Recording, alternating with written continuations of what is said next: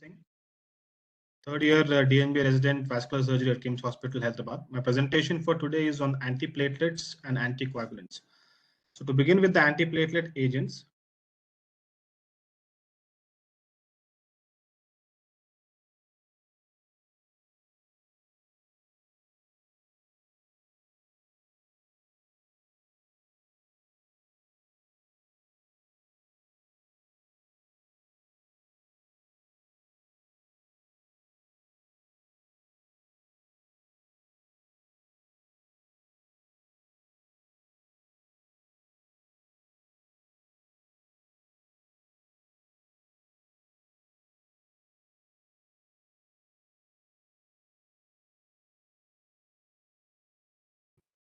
not able to forward the slide, just a moment.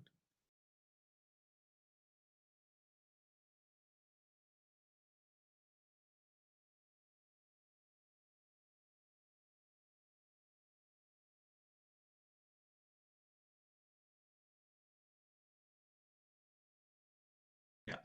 To begin with the basic or platelet activation. So normally the platelets have a lifespan of 8 to 10 days, and in the blood circulation, platelets travel without getting adhered to the blood vessel wall with the help of a nitric oxide and also the prostacyclins. So in case where there is a damage to the endothelium that happens, the subendothelium gets exposed and the subendothelial collagen gets exposed. So from there begins the platelet adhesion. So we have a glycoprotein 1b molecule which is getting gets expressed on the platelet surface, and with the help of a von Willebrand factor which is released by the damaged vessels and the platelets, it gets attached to the subendothelial collagen. We have other molecules also like the glycoprotein 1a and 2a, which also get attached to the endothelium directly without the help of a von Willebrand factor. So once the platelet adhesion happens, then the platelets get activated, and to a series of events, that is the degranulation of the platelets happen, the surface glycoproteins get expressed on the surface, and also the morphological change in the platelets also happen. The activated platelets release the granules that help coagulation, platelet activation, and also the vasoconstriction. The activated platelet will express surface glycoproteins required for the aggregation and fibrin attachment, and the activated platelets are flatter and have pseudopods. So on the surface of the platelet, we have the platelet molecules like thromboxane A2 which get expressed, and also the adenosine diphosphate, glycoprotein 2B, 3A. So we have the antiplatelets which act against this thromboxane A2, that is the aspirin. Along with that, we have the ones which act against the P2Y12 receptor of the ADP. That is, we have the ticlopidins, clopidogrels, prasugrels, etc. We have the glycoprotein 2B3A inhibitors being the abciximab, eptifibatide, and also the tirofiban. So let us begin with the antiplatelet agents, that is the thromboxane inhibitors, aspirin. The mechanism of action is this is the most commonly used antiplatelet agent. So it is a non-selective irreversible cyclooxygenase enzyme inhibitor. It irreversibly acetylates the COX-1, interrupting the production of prostaglandin H2 and the production of the thromboxane A2 to prevent the platelet aggregation. So at higher doses, the COX-2 is also inhibited, promoting the anti-inflammatory effect of the aspirin. So the thromboxane A2 basically causes the vasoconstriction and also causes the more platelet aggregation and recruitment of the platelets. So aspirin, which inhibits the thromboxane A2, indirectly inhibits the platelet aggregation and recruitment of the platelets. So the prevention of the cardiovascular events in patients with established the coronary artery disease or a peripheral arterial disease or patient with a cerebrovascular occlusive disease. So the dosage of the aspirin being the 75 to 325 milligram per day. Non-enteric coated aspirin can achieve the platelet inhibition approximately 1 hour after the injection. Enteric coated aspirin may achieve the platelet inhibition at 3 to 4 hours after injection. The chewable aspirin acts rapidly 20 minutes. That is, this particular, it is independent of the enteric coating of the pill. Side effects of the aspirin, most commonly in relation to the gastrointestinal tract, apart from the bleeding being the most common side effect, dyspepsia, gastritis, and ulcers causing bleeding or perforation.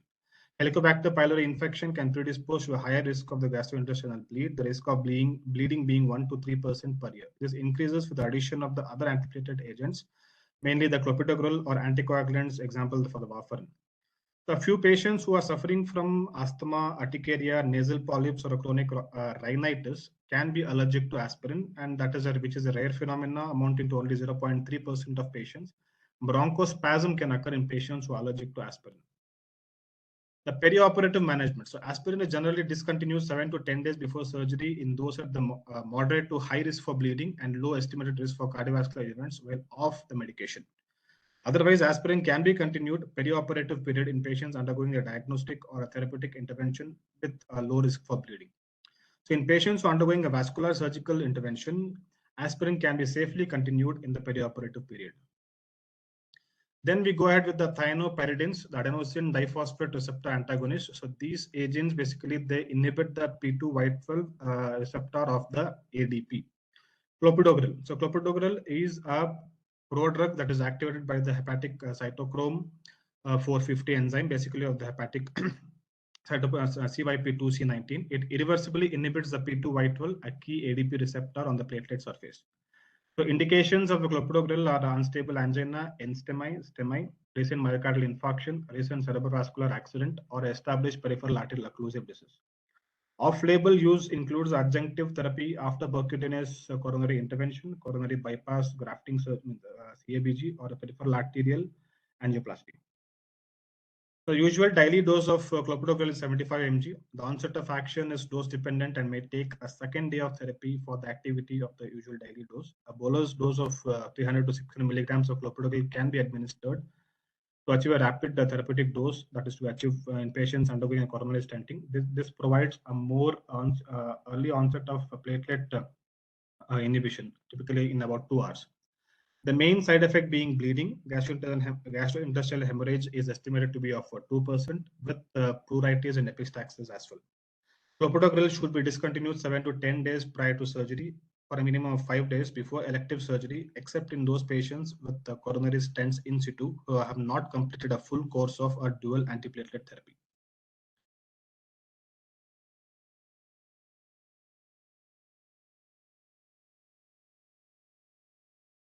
Then let's proceed with the ticlopidin. Ticlopidin is also an irreversible inhibitor of a P2Y12 component of the ADP receptors. It is metabolized to an active metabolite, which irreversibly blocks the ADP receptors, reducing the platelet aggregation. Ticlopidin was previously approved for the prevention of ischemic stroke and for patients with the recent coronary interventions. However, due to the incidence of severe neutropenia, aplastic anemia, and a thrombotic thrombocytopenic purpura associated with this particular drug, it is no longer available. And the ticagrelor.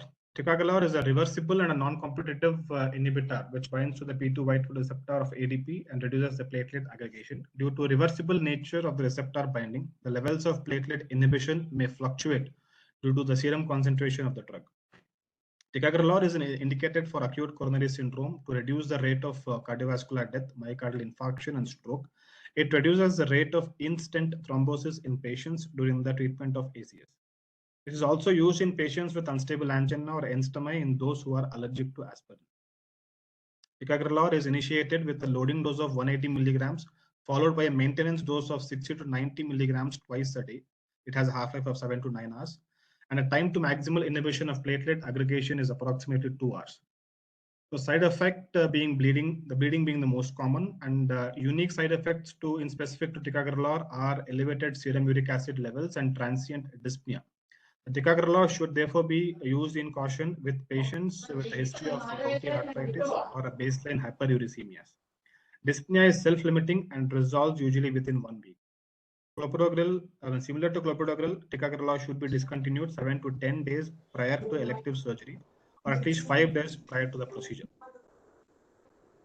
Prasugrel. Prasugrel is a prodrug that is activated by the CYP450 enzyme system. Its active metabolite irreversibly blocks the P2Y12 component of the ADP receptors on the platelet surface, reducing the platelet activation and aggregation.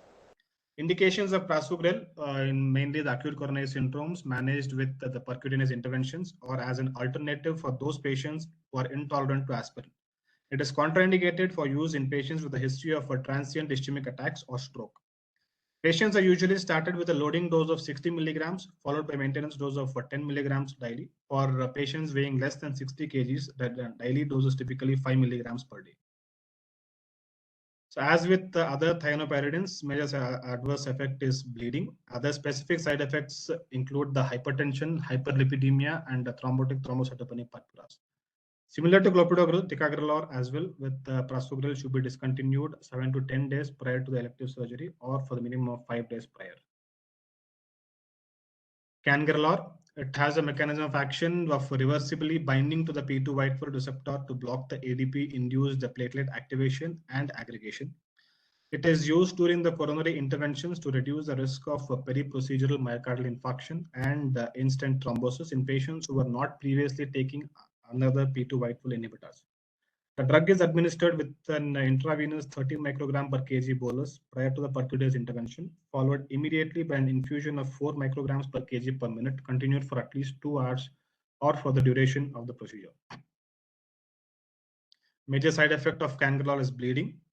Cangrelor is approved for use in the peri-procedural period only. So after a bolus, platelet inhibition is almost immediate, it is less than 2 minutes.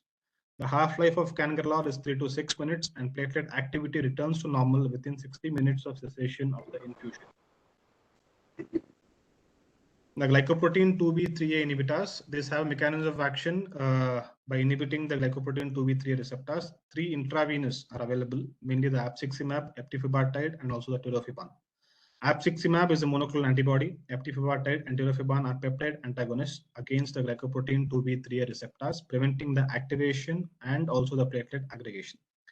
Abciximab is indicated for the prevention of the ischemic complications in patients undergoing percutaneous interventions and patients with an unstable angina or an NSTEMI scheduled to undergo a percutaneous intervention. It is administered intravenously as a loading dose of 0.25 milligram per kg given prior to the starting of a percutaneous intervention, followed by an infusion of 0.125 microgram per kg per minute. Eptifibatide is indicated for patients with acute coronary syndromes who are to be managed medically or those undergoing a percutaneous intervention. It is administered intravenously with a bolus of 180 microgram per kg, followed by a continuous infusion of 2 micrograms per kg per minute. Tirofiban is indicated for patients with an unstable angina or a non-ST elevation MI to decrease the rate of adverse cardiovascular events. It is administered intravenously as a loading dose of 25 microgram per kg, followed by a continuous infusion dose of 0.15 microgram per kg per minute. The major adverse effect associated with these are bleeding, especially when these drugs are combined with other antiplatelet agents or anticoagulants. Other side effects associated with abciximab use include the nausea, hypotension, and chest pain. Eptifibatide is associated with hypotension, and tirofiban has been associated with the coronary artery dissections. So all the glycoprotein 2B3A modulators are associated with thrombocytopenia. The perioperative management. Abciximab provides inhibition of the platelet aggregation greater than 80% at 10 minutes after administration. It has a half-life of 30 minutes. Eptifibatide achieves more than 80% inhibition of platelet aggregation within 5 minutes after a bolus dose and has a half-life of 2.5 hours. It should be stopped 2 to 4 hours prior to elective surgery. Tirofiban achieves inhibition of platelet aggregation greater than 90% within 10 minutes and has a half-life of 2 hours. It should be also stopped 2 to 4 hours prior to the elective surgery. The phosphodiesterase inhibitors, dipyridamole, it has a mechanism of action by inhibiting the activity of the adenosine deaminase and the phosphodiesterase to increase the concentration of adenosine and cyclic AMP, which promotes vasodilatation and inhibits the platelet aggregation. So at baseline, dipyridamole alone is a relatively weak antiplatelet agent. Hence, we have Agrenox, which is a combination of dipyridamole and aspirin, which has been used for prophylaxis against stroke. Dipyridamole is indicated as a pharmacological agent for cardiac stress testing. The combination drug is indicated for stroke prevention. Dipyridamole alone can be administered orally or intravenously. Oral administration has been associated with headache most commonly, but also can cause dizziness, skin rash, and gastrointestinal upset. Intravenous administration is associated with the worsening chest pain, dizziness, or headache. The vasodilatory effect of dipyridamole may adversely affect the cardiac perfusion. Therefore, caution should be exercised when using this medication in patients with already established coronary artery disease. The half-life of dipyridamole is 10 to 12 hours. The perioperative management of Agrenox, that is dipyridamole 200 mg plus aspirin 25 milligrams, is dictated by the aspirin component, which produces the irreversible COX-1 inhibition to reduce the platelet aggregation, though this may be stopped 7 to 10 days in advance of surgery if necessary. The protease activated receptor 1 inhibitors, vorapaxib.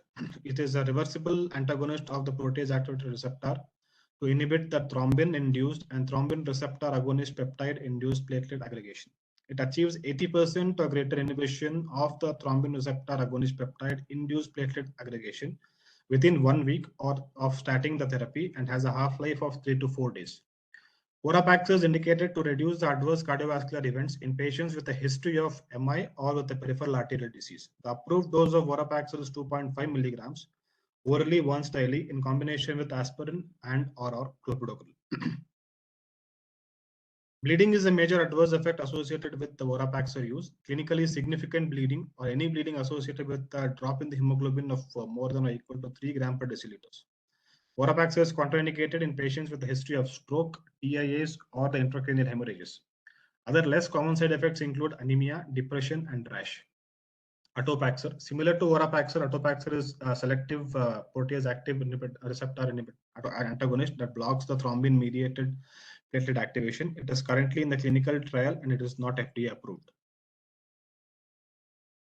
So the clinical use of the antiplatelets to begin with in those patients to prevent the cardiovascular death, stroke, or myocardial infarction. So the most recent chest guidelines from 2012 have recommended the use of a low dose of aspirin, that is 75 to 100 milligrams, over no aspirin in patients aged more than 50 years without symptomatic cardiovascular disease. So there was, however, an increase in the major bleeding in all groups taking the aspirin compared with those not taking aspirin. So in a more recent meta-analysis, aspirin reduced the incidence of the cardiovascular events by 10%, driven mostly by a significant reduction of a non-fatal MI. Cardiovascular death was not improved with intake of aspirin, and the incidence of bleeding was significantly higher in those patients. The Capri trial compared clopidogrel to aspirin in 19,185 patients with a recent stroke, MI, or asymptomatic peripheral arterial disease. The study found that the patients treated with clopidogrel had an annual 5.32% risk of stroke, MI, or death compared to a 5.83% in patients treated with aspirin. The 8.7% relative risk reduction favoring clopidogrel. So there is some evidence that sudden discontinuation of aspirin therapy may be associated with an increased risk of the thrombotic events, especially within the first 5 to 7 days. These include the acute coronary syndrome, stent-associated thrombosis, acute MI, ischemic stroke, and also limb ischemias. Although further study is needed, it appears that aspirin withdrawal may be associated with a prothrombotic state. Peripheral arterial disease, the thrombin receptor agonist peptide trial, assessing the Vorapaxar for the secondary prevention of ischemic events, enrolled patients with a stable atherosclerotic disease, including the recent MI, CVA, and asymptomatic PAD. And in asymptomatic PAD mean the patients with the claudication of with an AB of less than 0.85 or a previous revascularization for ischemia. The patients with symptomatic PAD were studied separately regarding the specific limb efficacy endpoints, including the acute limb ischemia, the need for peripheral revascularization, urgent and elective, or hospitalization for any vascular cause of an ischemic nature. Vorapaxar in combination with other antiplatelet agents reduced the risk of hospitalization for acute limb ischemias. The main indication for using the antiplatelets in peripheral arterial disease is to reduce the risk of cardiovascular death, stroke, and MI. The perioperative management of dual antiplatelet. The dual antiplatelet therapy generally refers to a combination of aspirin, the thromboxane A2 inhibitor, and ADP, a P2Y12 inhibitor, a thienoparidine, such as a clopidogrel. Patients with coronary artery disease and history of MI are at an increased risk of recurrent infarctions as a result, in part, of enhanced platelet activation. Aspirin alone suppresses only one pathway of platelet activation. Dual antiplatelets suppress more than aspirin alone and has been shown to improve the cardiovascular endpoints in patients with a coronary artery disease. Coronary artery stenting is done with either a bare metal stent or a drug-eluting stent. So in 2014, the American Heart Association or the American College of Cardiology guidelines recommended dual antiplatelets in all the patients with bare metal coronary stents for at least 30 days after implantation. Discontinuing the dual antiplatelet before 30 days is associated with an increased risk of stent thrombosis, adverse cardiovascular events, and mortality. Thus, the timing of the procedure should take this risk into account. Elective procedures should be delayed until after the first 30 days after the bare metal stent implantation.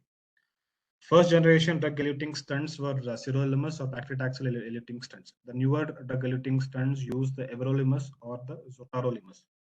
In 2014, again, the American Heart Association or the American College of Cardiology guidelines for patients with the drug-eluting stents recommended therapy for 12 months. This recommendation was formed from the evidence of the stent thrombosis within the first 3 to 6 months in the first generation of drug-eluting stents.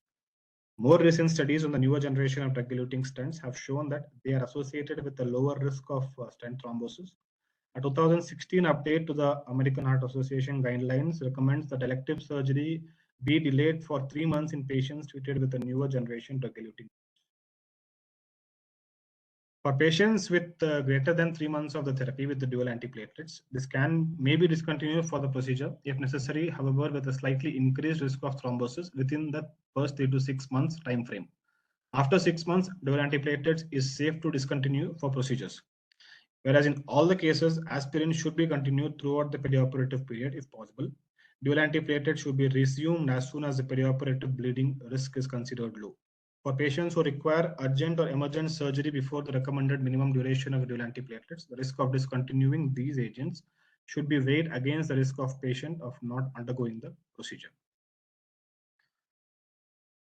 To start with the anticoagulant agents, the classification of the anticoagulants can be of a parenteral and also the oral anticoagulants. Parenteral can be indirect thrombin inhibitors and direct thrombin inhibitors. Indirect thrombin inhibitors of parenteral origin with unfractionated heparin, low molecular heparin, and fondaparinux. Direct thrombin inhibitors being the hirudin, desirutin, bivalirudin, argatroban. The oral ones with the indirect vitamin K antagonist being the warfarin. The direct thrombin inhibitors being the dabigatran. The direct factor 10 inhibitors, the newer oral anticoagulants, the rivaroxaban, apixaban, edoxaban. So to begin with the parenteral indirect thrombin inhibitors. So we have the unfractionated heparin, low molecular weight heparin, and also the fondaparinux. The mechanism of action of all these agents are almost similar. So to begin with the unfractionated heparin, the pentasaccharide sequence of the unfractionated heparin binds to the antithrombin 3, which is in an inactivated state, and activates the antithrombin 3. So basically, heparin binds to the antithrombin 3 and accelerates its effect of accelerates the rate at which the antithrombin inhibits the factor 10A and also the thrombin. So inhibiting the factor 10A to prevent the conversion of a prothrombin to thrombin, inhibiting the thrombin to prevent the conversion of the fibrinogen to the fibrin. So when the unfractionated heparin through its pentasaccharide sequence binds to the antithrombin 3, it activates the antithrombin 3 and brings in a conformational change in the unfractionated heparin, thus exposing the binding sites. So this conformational change is enough to inhibit the factor 10A, whereas there has to be a direct, the thrombin and antithrombin has to have a complex to prevent the thrombin. So there will be, it forms a heparin antithrombin thrombin complex to prevent the thrombin, thus for the formation of fibrin. So unfractionated heparin has got the efficacy to inhibit factor 10A and the thrombin in a ratio of 1:1. Whereas a low molecular weight heparin, because it has got a shorter pentasaccharide sequence, and these shorter chains are not able to bridge the antithrombin to thrombin. Therefore, only through the conformational change which happens in a low molecular weight heparin, inhibit the factor 10A better than the thrombin. Therefore, the ratio of a low molecular weight heparin inhibiting the factor 10A and the thrombin can be a 2:1 or a 4:1 ratio. Similarly to the fondaparinux, it binds to the antithrombin through the short pentasaccharide sequence. It brings in a conformational change and inhibits factor 10A mainly. So already discussed, if heparin is given subcutaneously for treatment of the thrombosis, the dose of heparin must be high enough to overcome the limited bioavailability associated with this method of delivery. So at low doses, what happens is the half-life of heparin is short because heparin rapidly binds to the endothelium. So once the endothelium is saturated with the heparin, then the heparin goes and starts binding to the plasma proteins. So then the half-life becomes longer. So because of this phenomenon, the plasma half-life of heparin ranges from 30 to 60 minutes with bolus intravenous doses of 25 and 100 units per kg respectively. For a prophylactic dose, heparin is usually given in fixed doses of 5,000 units subcutaneously 2 to 3 times daily. Fixed dose or a weight-based heparin nomograms are used to standardize the heparin dosing and to shorten the time required to achieve a therapeutic anticoagulant response. After an intravenous heparin bolus of 5,000 units or a 70 units per kg, a heparin infusion rate of 12 to 15 units per kg per hour usually is administered. Weight adjusted heparin nomograms for patients with VTE use an initial bolus of 5,000 units or 80 units per kg, followed by an infusion of 18 units per kg per hour. Side effects, bleeding is the most common side effect of heparin. The risk of heparin-induced bleeding increases with higher heparin doses. Heparin-treated patients with serious bleeding can be given a protamine sulfate, which is a salmon sperm derivative, to neutralize the heparin. Typically, 1 milligram of protamine sulfate neutralizes 100 units of heparin. Protamine sulfate is given intravenously. The monitoring of heparin can be done using activated clotting time and activated partial thermoplastin time or anti-factor 10A levels. The APTT is the test most often used to monitor the therapeutic doses of heparin. Therapeutic heparin levels are achieved with a 2 to 3 fold prolongation of the APTT levels. The heparin-induced thrombocytopenia and the thrombosis, which is the most important side effect of the heparin. It's unfractionated heparin, most importantly. So what happens is, let's understand with this particular diagram. So on the platelet, we have the platelet factor 4, which gets expressed, and heparin binds to this platelet factor 4, forming a heparin platelet factor 4 complex. So now this is an antigen. The B cells recognize this antigen and they release the immunoglobulin G, the antibody. So we have an antigen-antibody reaction here forming an immune complex. So we have a heparin PF4 and the IgG complex. So this particular complex, it gets attached to the Fc receptor on the platelet surface. So we have the macrophages which detect this as a foreign antigen, and the splenic macrophages remove the platelets. That is when we notice a patient having a thrombocytopenia. So once these platelets are getting damaged, they release a platelet particles. So these platelet particles, for microplatelet particles, further cause the platelet activation, platelet release, and platelet aggregation, thus forming a thrombosis. Two types of heparin-induced thrombocytopenias: type 1, which is a non-immune mediated; type 2, which is an immune antibody mediated. The type 1 being the most common, seen in 10 to 30% of patients, and can be noticed in day 1 to 4 of initiating the heparin. Thrombocytopenia, it is usually mild, and usually the platelet levels remain around or above 1 lakh. No complications. It is self-limiting. I mean, it's just supportive care and observing the patient. Whereas a type 2, which is an antibody mediated, the incidence is lesser compared to type 1, that is 1 to 5%. Can be noticed in day 4 to 16 after initiating the heparin. There is a thrombocytopenia of moderate to severe grade, platelets getting reduced to less than 50,000 also. This can cause a life-threatening thromboembolism, and this needs an alternative anticoagulation. To diagnose the heparin-induced thrombocytopenia, the enzyme-linked assay to look for antibodies against the heparin PF4 complex, more specific is the serotonin release assay. If the patients contain the hit antibody, then the addition of heparin causes platelet activation and release of the heparin. So the clinical features of heparin-induced thrombocytopenia: platelet counts of less than 1 lakh or decrease in the platelet count of 50% or more. Platelet count starts falling 5 to 10 days after initiating the heparin. More commonly noted with unfractionated heparin than LMWH, and almost never occurs with fondaparinux. The patients in whom we can see this is more commonly in the surgical patients than the medical patients, and more common with women than men. Venous thrombosis is more common compared to the arterial thrombosis. So the management of a hit: stop all heparin, give an alternative anticoagulant such as a lepiridine, argatroban, divalirudin, daniparoid, fondaparinux, or rivaroxaban. Do not give platelet transfusions. Do not give warfarin until the platelet counts return to its baseline level. If warfarin was administered, give vitamin K to restore the INR to normal. Evaluate for thrombosis, particularly the DVT. So heparin-induced osteoporosis, mainly because of the bony resorption, both by decreasing the bone formation and by increasing the bone resorption. So heparin affects the activity of both osteoblasts and osteoclasts. So elevated transaminases, therapeutic doses of heparin frequently causes the modest elevation in serum levels of the hepatic transaminases without a concomitant increase in the level of bilirubin. When given subcutaneously for thromboprophylaxis, the last dose of heparin should be administered at least 2 hours before surgery. Full dose intravenous heparin should be stopped 4 to 6 hours prior to surgery. Low dose aspirin can be restarted 12 to 24 hours after surgery. Resumption of a full dose of heparin should be delayed until the hemostasis is secured. Low molecular weight heparin, it is prepared from unfractionated heparin by controlled enzymatic or a chemical depolymerization. The LMWH exerts its anticoagulant activity by activating the antithrombin.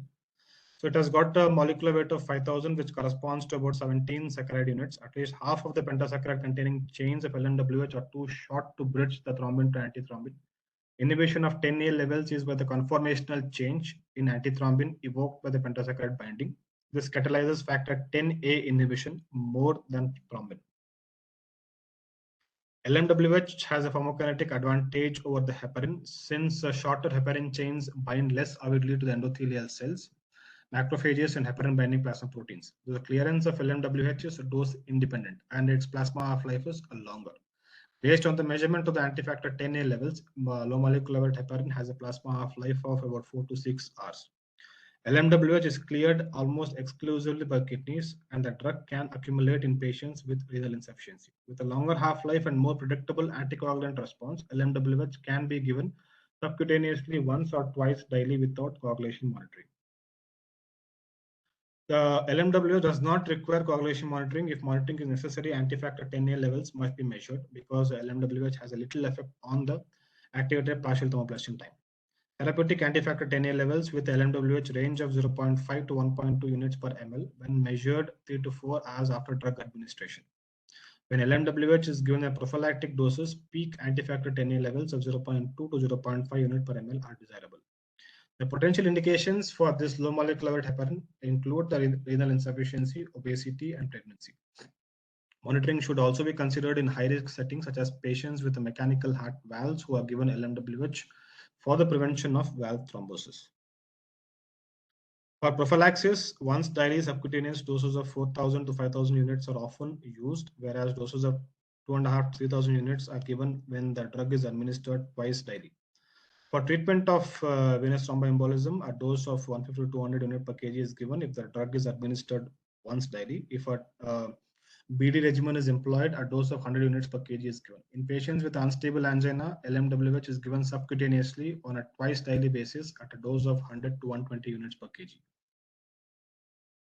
Bleeding is a major complication of LMWH administration.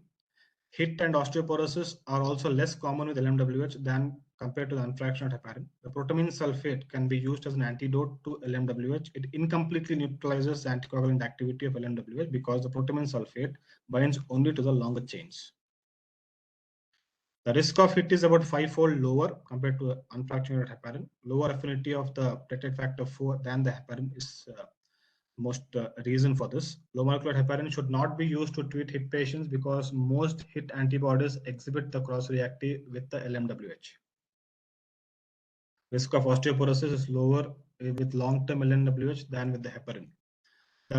When used in a prophylactic doses, the last dose of low molecular heparin should be given at least 12 hours before surgery. With the treatment doses of LMWH, the drug should be held for at least 24 hours before surgery. Thromboprophylaxis with LMWH can be started 12 to 24 hours after surgery. If started 12 hours after a major surgery, a half dose can be given provided that the hemostasis has been secured. Resumption of a full dose of low molecular heparin should be delayed for 2 to 3 days. Fondaparinux, which is a synthetic analog of antithrombin binding pentasaccharide sequence. Fondaparinux only accelerates the inhibition of factor 10A and is too short to bridge thrombin to antithrombin, thus does not enhance the rate of thrombin inhibition. Fondaparinux exhibits a complete bioavailability after subcutaneous injection with no binding to endothelial cells or the plasma proteins. The clearance of fondaparinux is dose independent and plasma half-life is 17 hours. The drug is given subcutaneously once daily because fondaparinux is cleared unchanged via the kidneys. It is contraindicated in patients with a creatinine clearance of less than 30 ml per minute. And it should be used with caution in those with the creatinine clearance less than 50 ml per minute. The drug is given at a dose of 2.5 milligrams once daily for the prevention, for the prophylaxis of VTE. For initial treatment of an established VTE, fondaparinux is given at a dose of 7.5 milligrams once daily.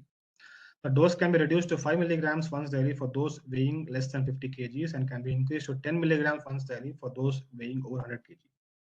HIT is a rare with the fondaparinux. In contrast to LMWH, there is no cross-reactivity of fondaparinux with HIT antibodies. The major side effects of fondaparinux is bleeding, and there is no antidote for fondaparinux. When used in a prophylactic or treatment doses, the last dose of fondaparinux should be given at least 36 hours before the major surgery. So a table comparing the features of the unfractionated low molecular weight heparin of the fondaparinux. The bioavailability of heparin is low compared to other two. And renal excretion, heparin does not have a renal excretion. LMWH and fondaparinux, they have a renal excretion. Therefore, to be used in caution in those patients with renal insufficiencies. The incidence of a hit is almost less than 5% with the unfractured heparin, less than 1% with LMWH, and never with fondaparinux. The parenteral direct thrombin inhibitors. The direct thrombin inhibitors do not require a plasma cofactor. Instead, these agents bind directly to thrombin and block its interaction with its substrates. Leperidine and desiridine. These are the bivalent direct thrombin inhibitors that interact with both the active site and also the exosite and the substrate binding site on the thrombin. Leperidine has a half-life of 60 minutes after the IV infusion and is cleared by the kidneys. Desiridine is given subcutaneously at a dose of 15 milligrams twice daily. The dose is reduced in patients with a creatinine clearance of less than 60 ml per minute. It does not usually require anticoagulation monitoring. Leperidine is monitored using the APTT levels, and the dose is adjusted to maintain the APTT at 1.5 to 2.5 times the control. Argatroban, the univalent inhibitor that targets the active site of thrombin. Argatroban is metabolized in the liver. This drug must be used with caution in patients with hepatic insufficiency. Argatroban is not cleared via kidneys, so this drug is safer than leperidine for a heparin-induced thrombocytopenia with renal insufficiency. Argatroban is administered by continuous IV infusion and has a plasma half-life of about 45 minutes. The APTT is used to monitor its anticoagulant effect, and the dose is adjusted to achieve the APTT 1.5 to 3 times the baseline value, but does not exceed 100 seconds. So leperidine and argatroban are used for treatment of heparin-induced thrombocytopenia.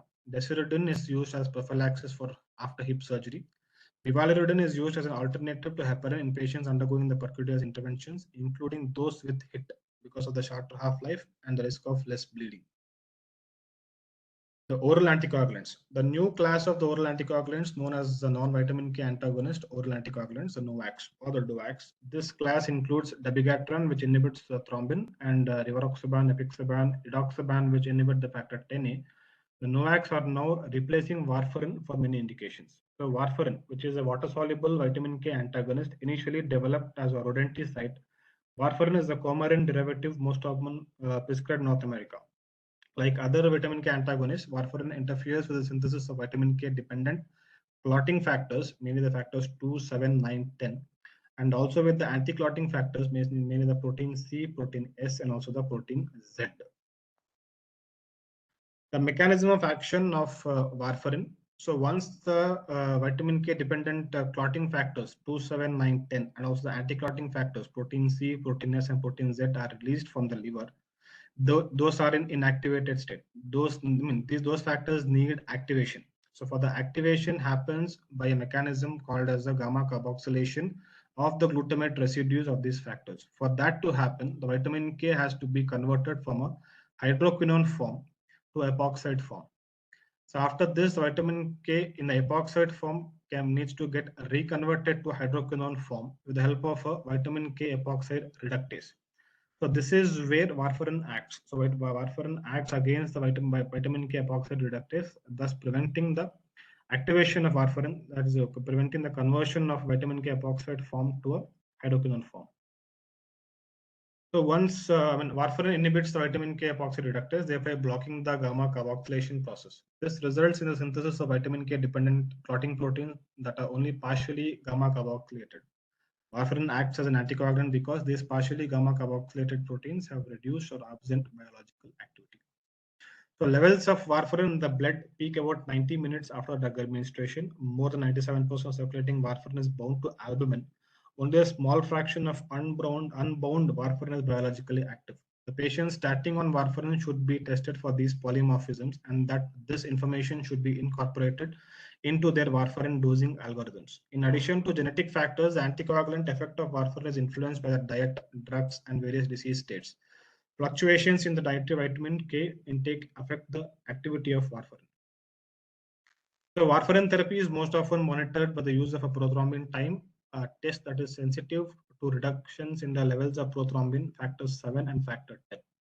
So once the patient is started on the warfarin, the factor 7, which has got a half-life of 6 hours, is the first to get inhibited.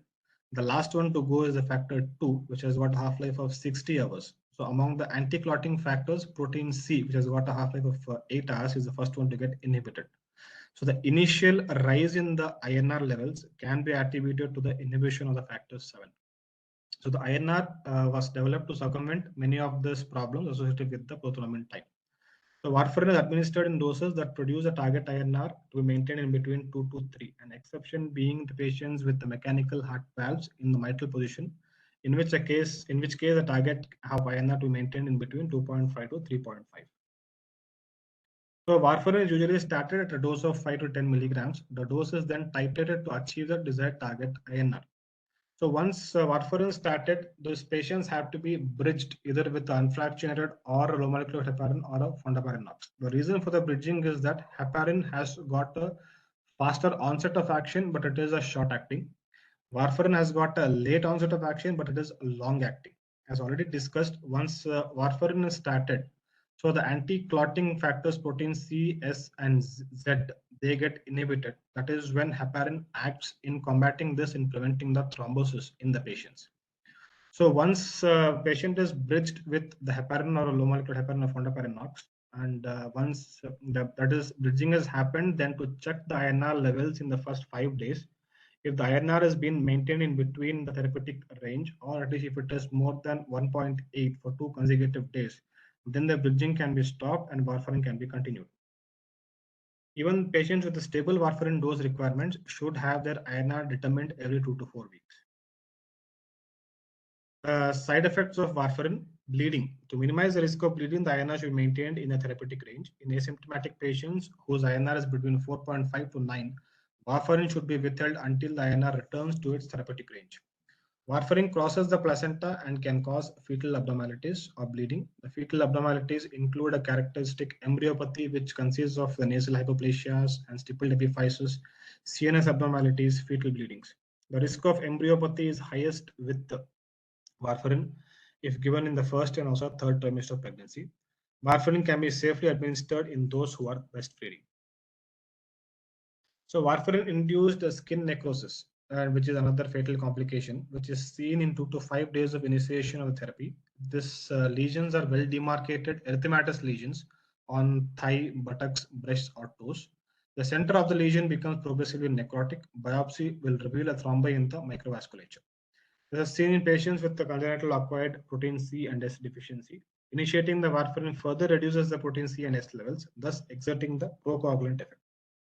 It has to be bridged with the parenteral anticoagulant until the INR is maintained in therapeutic range of at least 2 to 3 days. The treatment is to stop the warfarin and consider an alternate anticoagulation, and also to consider the protein C concentrate supplementation. The patients being treated with lupus anticoagulant are those who need urgent or elective surgery present special challenges. INR of 2 to 3 is as effective as a higher intensity treatment and produces less bleeding. The warfarin should be stopped at least 5 days before surgery or invasive procedure to allow the INR to return to normal levels. The INR should be determined before the surgery to ensure that it is less than 1.5. Recent studies indicate that bridging with the low molecular heparin before and soon after the surgery does not reduce the risk of thrombotic complications in patients with atrial fibrillation and increases the risk of bleeding after surgery. Warfarin can be restarted 12 to 24 hours after surgery, and patients should receive a prophylactic dose of heparin or a low molecular heparin after surgery until the INR is at least over 1.8.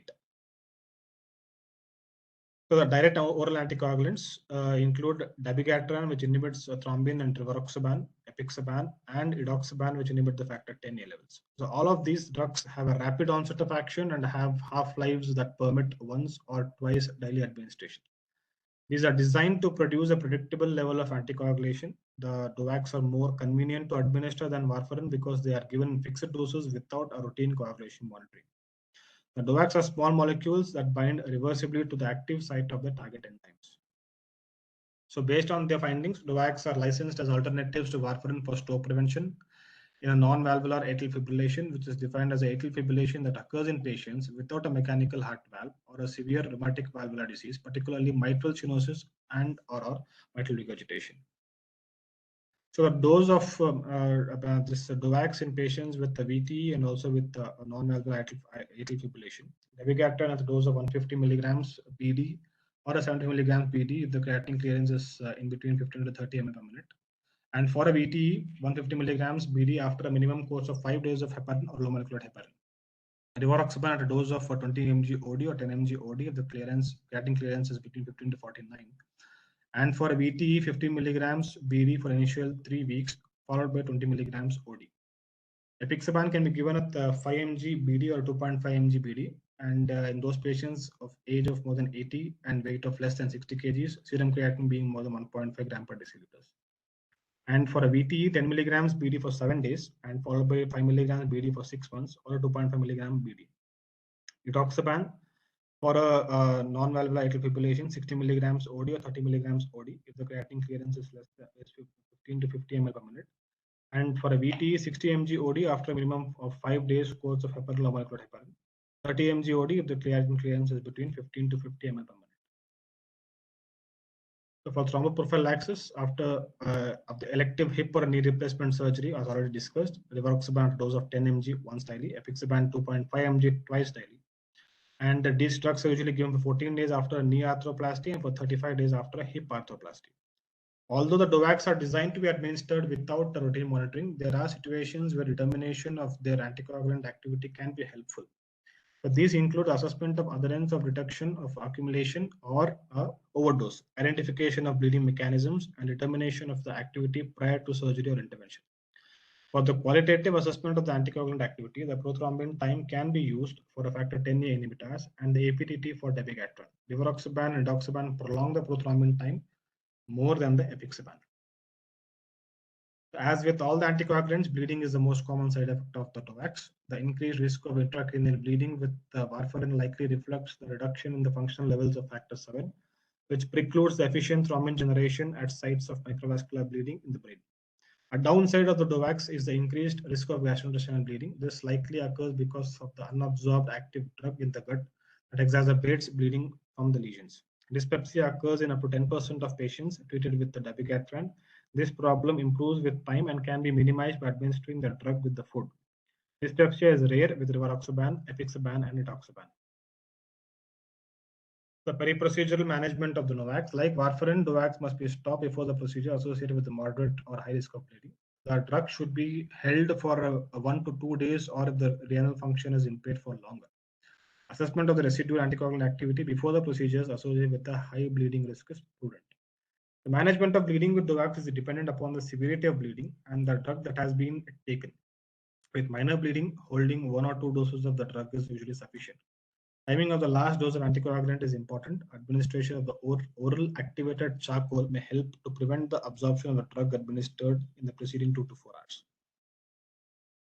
Reversal of the antithrombotic effect of the DOACs. Dabigatran. Hemodialysis is as a treatment of dabigatran removal for immediate elimination in those with a severe risk of bleeding. Idarucizumab neutralizes the anticoagulation activity effect in 30 minutes. The dosage is 2.5 milligrams IV, administered 15 minutes apart for emergency surgeries, life-threatening bleeding. Andexanet alpha binds and neutralizes the 10A inhibitors if the last dose of rivaroxaban and apixaban is 10 mg or 5 mg respectively, and the duration of the last dose is more than 8 hours. 400 milligram IV bolus at 30 mg per minute, followed by 2-hour infusion at 4 mg per minute. If the dose is been more than 10 mg for rivaroxaban or more than 5 mg for apixaban, and the last dose is less than 8 hours, 800 mg IV bolus at 30 mg per minute, followed by 2-hour infusion at 4 mg per minute has to be considered. Vitamin K, 10 mg IV slowly over 10 minutes with FFPs and the 4-factor prothrombin complex. Can be repeated every 12 hours. Oral vitamin K if the INR is deranged to a lesser degree. Reversal of the low molecular heparin, protamine sulfate, which is protein which is derived from the salmon sperm or salmon semen. Only partially, 60% reverses the anti-factor 10A levels. 1 mg per 100 units of dalteparin or tinzaparin, 1 mg per milligram of enoxaparin if the less than 8 hours of duration, or if more than 8 hours of duration, then 0.5 mg per mg of enoxaparin. So reversal of unfractionated heparin, administration as slow IV bolus, dose dependent on the time lapsed from the last dose. Immediate being 1 to 1.5 milligram per 100 units of heparin. 30 to 60 minutes of 0.5 to 0.75 milligrams of for 100 units of heparin. More than 2 hours of last dose, 0.25 to 0.375 milligram per 100 units of heparin. Monitor the APTT 15 minutes after the dose and then again from 2 to 8 hours. So the scores to assess the bleeding risk. We have a score by name the HAS-BLED. This estimates the 1-year risk of the major bleeding for patients on anticoagulation for atrial fibrillation. H stands for hypertension, the systolic BP being more than 160. A for the age, patient being more than 65 years of age. S for stroke and bleeding history or predisposition. Patients with the liver and also the kidney dysfunctions, so 1 point each, and for total of 2 points. Elevated or unstable INRs, time in the therapeutic range less than 60%. So the drugs and alcohol, drugs, antiplatelets, aspirin, clopidogrel, NSAIDs, alcohol more than 8 drinks per week, one patient, 1 point each, a total of 2 points. The HAS-BLED score estimates the 1-year risk of major bleeding in patients with atrial fibrillation. Major bleeding was defined as the intracranial bleeding, bleeding requiring hospitalization, a hemoglobin decrease of more than 2 gram per deciliters, or the need for transfusion secondary to bleeding. A score of 0 to 1 has a low risk for major bleeding, anticoagulation should be considered. A score of 2 has a moderate risk of major bleeding, anticoagulation can be considered. Score of 3 has a high risk for major bleeding, alternatives to anticoagulation should be considered. The Orbit AF bleeding score, the outcomes registry for better informed treatment of atrial fibrillation, is used to assess the risk of bleeding in patients with atrial fibrillation on anticoagulation with oral anticoagulants. So the Orbit AF bleeding score, O for older age, more than or equal to 75 years old, 1 point for that. R is the reduced hemoglobin or reduced hematocrit or anemia levels. Hemoglobin of less than 13 in a male, hemoglobin less than 12 in a female. Hematocrit of less than 40% in males, less than 30% in females. History of anemia has got 2 points. Bleeding history, 2 points. Insufficient renal function, EGFR being less than 60 milligrams, as carries 1 point. Treatment with antiplatelet agents carries 1 point. So the most important trials which have been considered for the anticoagulation of antiplatelets, the vascular outcome study of ASC along with rivaroxaban in the endovascular or surgical limb revascularization for a peripheral artery disease, meaning the Voyager period trial. This trial was to evaluate the rivaroxaban or the aspirin compared to the placebo with aspirin among the patients with lower extremity peripheral arterial disease undergoing revascularization. So this study included 6,564 patients with symptomatic lower extremity PAD undergoing peripheral revascularization. All patients received aspirin of 100 milligrams daily. And also patients received rivaroxaban 2.5 milligram twice daily, and other patients, other half received the placebo also. The follow-up was for 6 months.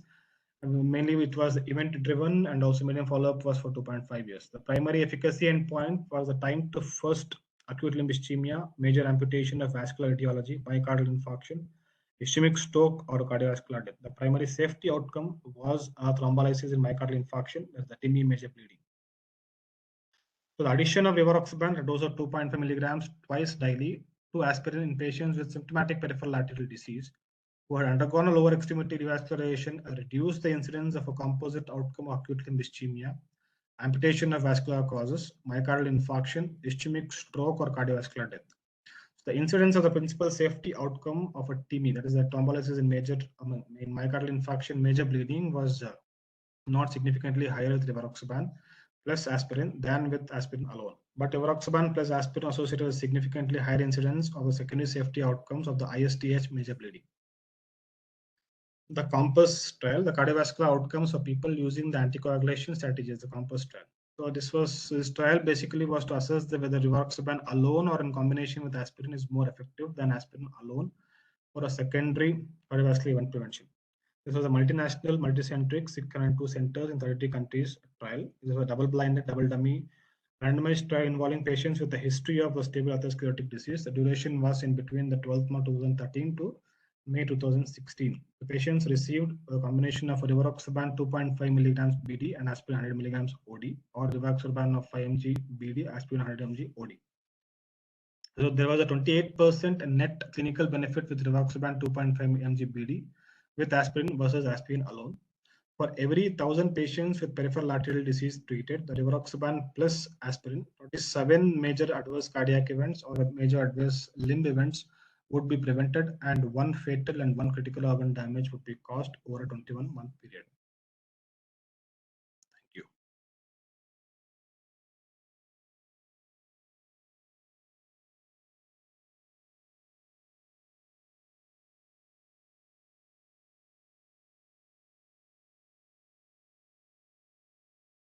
Oh, thank you. It was a nice presentation. Thank you, ma'am.